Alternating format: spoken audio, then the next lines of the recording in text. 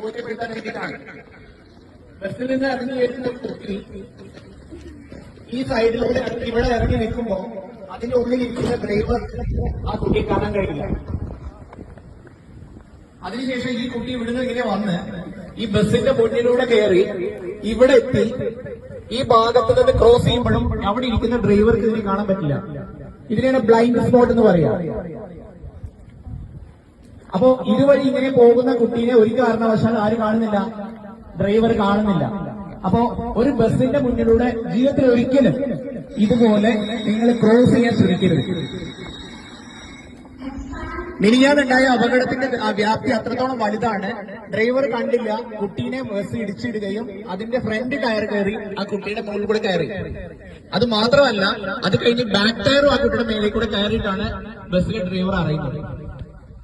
അപ്പൊ blind spot എന്താണെന്ന് നിങ്ങൾ വ്യക്തമായിട്ട് മനസ്സിലാക്കിയിരിക്കണം. ഇത് ടെക്സ്റ്റ് ബുക്കിലോ മറ്റു കാര്യങ്ങളിലോ നമ്മൾ പഠിപ്പിക്കുന്ന കാര്യമല്ല. അതായത് ബ്ലൈൻഡ് സ്പോട്ട് എന്ന് പറഞ്ഞു കഴിഞ്ഞാൽ അവിടെ ഇരിക്കുന്ന ഡ്രൈവർക്ക്, ആ ഡ്രൈവർ സീറ്റിൽ ഇരിക്കുന്ന ആൾക്ക് ഈ ദൂരത്ത് നിന്നാൽ മാത്രമേ കാണാൻ കഴിയുള്ളൂ. ഇവർക്ക് അങ്ങോട്ടുള്ള ഇത്രയും ദൂരത്തിൽ പറയുന്ന പേരാണ് ബ്ലൈൻഡ് സ്പോട്ട്. അപ്പോ ഏതെങ്കിലും കാലത്ത് ഏതെങ്കിലും സമയത്ത് ഇതുപോലെ ഒരു ബസ് നിർത്തിയിട്ടിട്ട് അതിന്റെ സൈഡിൽ ഇറങ്ങിയിട്ടുണ്ടെങ്കിൽ ആ ബസ് പോയ ശേഷം മാത്രം ഇടത്തോട്ടും വലത്തോട്ടും നോക്കിയ ശേഷം മാത്രമേ നമ്മൾ റോഡ് ക്രോസ് ചെയ്യാൻ പാടുള്ളൂ. ഈ ഒരു കാര്യം നിങ്ങൾക്ക് മനസ്സിലാവാൻ വേണ്ടിയിട്ടാണ്.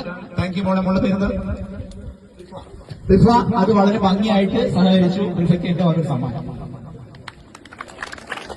Thank you.